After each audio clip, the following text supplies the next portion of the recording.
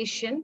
Today we are going to study on chapter 6, titled as The Seals, Revelation 6 1 to 17. Before that, let us pray.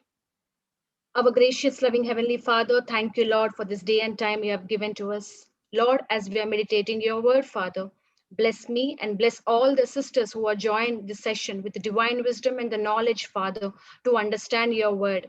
Lord, open our hearts and ears to be attentive to your voice, Father. Lord, fill my mouth with your words. The words which are coming, Father, should be pleasing to you, Father. Whatever we learn today, Father, let it let bear fruit in all our lives and be used for expansion of your kingdom. In the name of Jesus, we pray. Amen. Amen. Amen. Amen. Amen.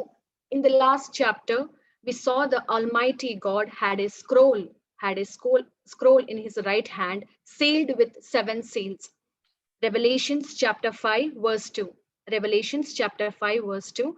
A strong, mighty angel asked, "Who is worthy to open the scroll, break its seals?"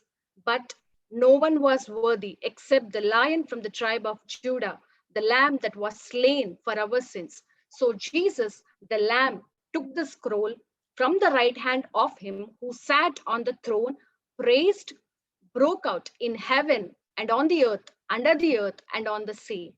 So, what's going to happen when Jesus the Lamb breaks the seals? We are going to see. Let's find out in Revelation chapter 6, verse 1, reading from NIV.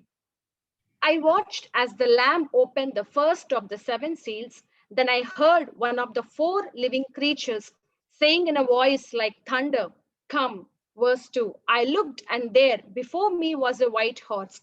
Its rider held a bow, and he was given a crown, and he rode out as a conqueror bent on conquest. So we all know this is revelation, means unveiling of Christ Jesus. This is a prophetic book that has in view of written of Christ. But prior to his written, what are the things that will happen on this earth? We will see in Revelation chapter 6. So the three things that all Christian believers agree on.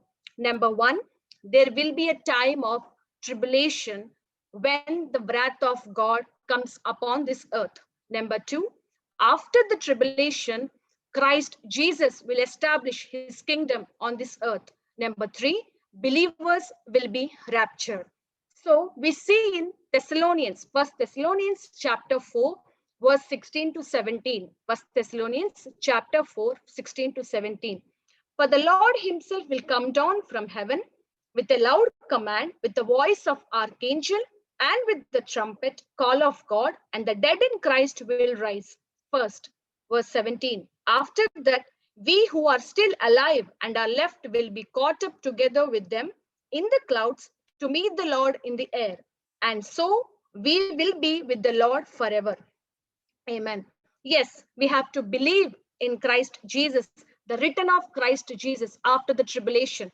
So there are 4 R's: the return of Christ Jesus, believe in resurrection, believe in rapture, and believe in reunion. So these will come after the tribulation of Christ of these days.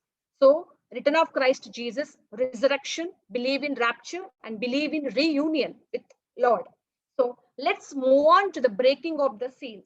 So the first part of chapter 6 refers to 4 horsemen of the apocalypse.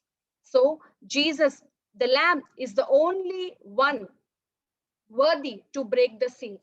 So we see here the breaking of one seal immediately set the things in motion. There are 4 horsemen. They know, they are aware of what their roles on this earth. So the first one says with the voice of thunder. Before John heard the voice of trumpet, now he's hearing the voice like thunder. So here John sees the vision. It means it symbolizes what are the things that will happen on this earth. There are 4 different horses, different colors, and the roles are different. Let's see. Number one, the first horse, it is a white horse, means usually symbolizes white means peace. But notice the man. The man had a bow, but a form of a weapon, but no arrows. It could be that he conquers on this world. This rider is an antichrist, means he promises the false peace on this earth.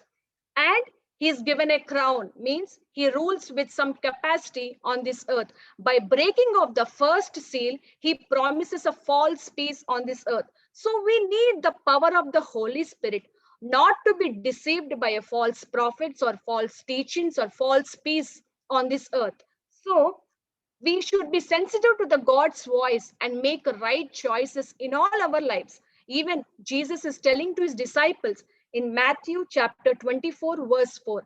Matthew 24 verse 4. Watch out that no one deceives you. Yes, we should be careful. We should be watch out that we should not be deceived by any false peace on this earth. Continuing in verse 3. When the Lamb opened the second seal, I heard the second living creature say, Come. Verse 4. Then another horse came out, a fiery red one.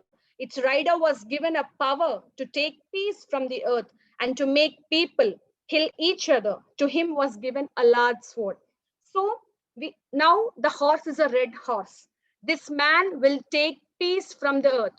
Before, prior to the breaking of the first seal, in this earth there is a peace, but breaking of the second seal, this rider, the red horse, having a weapon of sword, he's coming with the sword, he's taking the peace on this earth. With the red horse there is a bloodshed upon this earth because he's killing, he's slaying one another. So if there is no peace on this earth, it will lead to the great war. By breaking of the second seal by Jesus, there will be a war in this earth. Continuing verse 5. When the Lamb opened the third seal, I heard the third living creature say, Come. I looked, and there before me was a black horse. His rider was holding a pair of scales in his hand. Verse 6. Then I heard what sounded like a voice among the four living creatures saying, 2 pounds of wheat for a day's wages, 6 pounds of barley for a day's wages, and do not damage the oil and the wine. So here, number one, horse number one had a bow. Number two had a sword. Number three, it's a black horse, has not a weapon, but is holding a pair of scales in his hand. Scales are used for measuring devices. So what he's saying with a voice of 2 pounds of wheat and 6 pounds of barley, and do not damage the oil and the wine. In the times of tribulation, a denarius was a day's wages. So in those days, at the time of tribulation, people used to work throughout the day from morning till evening. When people work hard also, they are getting only the small amount of food, means only like 2 pounds of wheat and 6 pounds means kilograms. So 2 pounds of wheat and 6 pounds of barley. Even though they work hard, they are getting only the small amount of food, and no money would remain for purchasing, for buying the oil and the wine. So this will be a time of famine with inflated prices, and it makes sense that it will lead to the great war, that is starvation. People will die of having a high prices of the food and the items. So people will die with starvation, with hungry. So when the Lamb breaks the second seal, this will be the time of famine. Now, continuing verse 7. When the Lamb opened the fourth seal, I heard the voice of the fourth living creature say, Come. Verse 8. I looked, and there before me was a pale horse. Its rider was named Death, and Hades was following close behind him. They were given power over fourth of the earth to kill by sword, and famine and plague, and by the wild beast of the earth. We are seeing the state of the earth was growing progressively worse.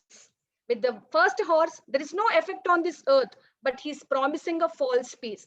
With the second seal, there is a bloodshed, there is a war across the earth. With the breaking of this third seal, there is a famine. After the bloodshed, the people who are living, they are dying with starvation, they are dying with hunger, with inflated prices. Now, breaking of the fourth seal, this is a pale horse. There is a massive death massive death, because God has given the authority over the earth. And this rider name is Death, and Hades was following close behind him. And God has given the authority, and he will kill the people with famine, with pestilence, with the wild beast of the earth. But we have to remember one thing, that God is in absolute control of this situation. Continuing verse 9. When he opened the fifth seal, I saw under the altar the souls of those who had been slain because the word of God and the testimony they had maintained. Verse 10. They called out in a loud voice, how long, sovereign Lord, holy and true, until you judge the inhabitants of the earth and avenge our blood? Verse 11. Then each of them was given a white robe. They were told to wait a little longer until the full number of their fellow servants, their brothers and sisters, were killed just as they had seen. So here, the first four seals were taken, the scenes were taken on the earth. Now, the fifth seal, the breaking of the fifth seal, the picture is related to heaven. So John sees the souls on under the altar. Who are they? These are the people who were killed, who were slain, who were persecuted because of standing firm in the Lord, because of the word of God, because of the testimony, because they lived for Christ Jesus on this earth.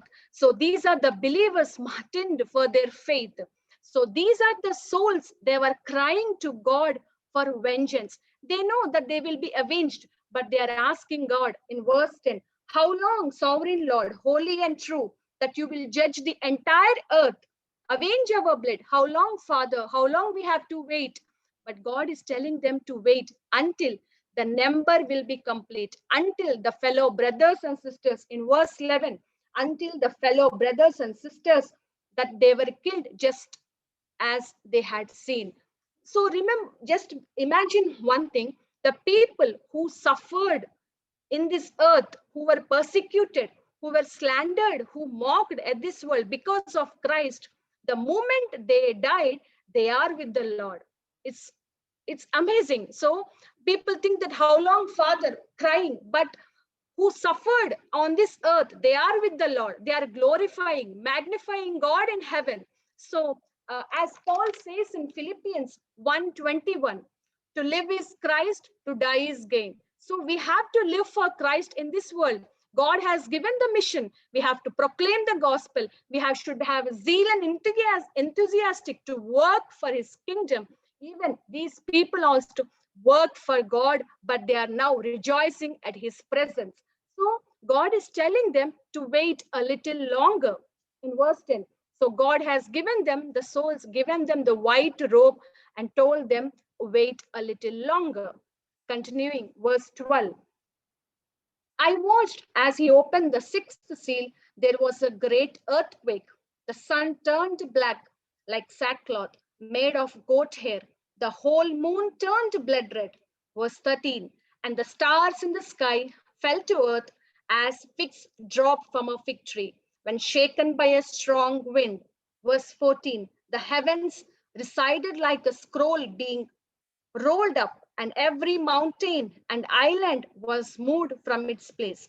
We are used to darkness descending in some parts of the earth, the sun is rising in some parts. Just imagine the entire earth. The earth is turning into black. The moon, which gives light, is turning into red. The stars are falling from the sky. The mountains and the islands are moving from its place. The heavens are scrolling, like splits apart like a scroll. And this is happening with the great earthquake. So when Jesus breaks the sixth seal, these things are happening on this earth. So do you know what people are doing? How they are crying at the Lord? See, look at verse 15, how people are crying. Then the kings of the earth, the princes, the generals, the rich, the mighty, and everyone else, both the slave and free, hidden caves, and among the rocks of the mountains. In verse 17, they called to the mountains and the rocks, fall on us, hide on us from the face of him who sits on the throne from the wrath of the Lamb.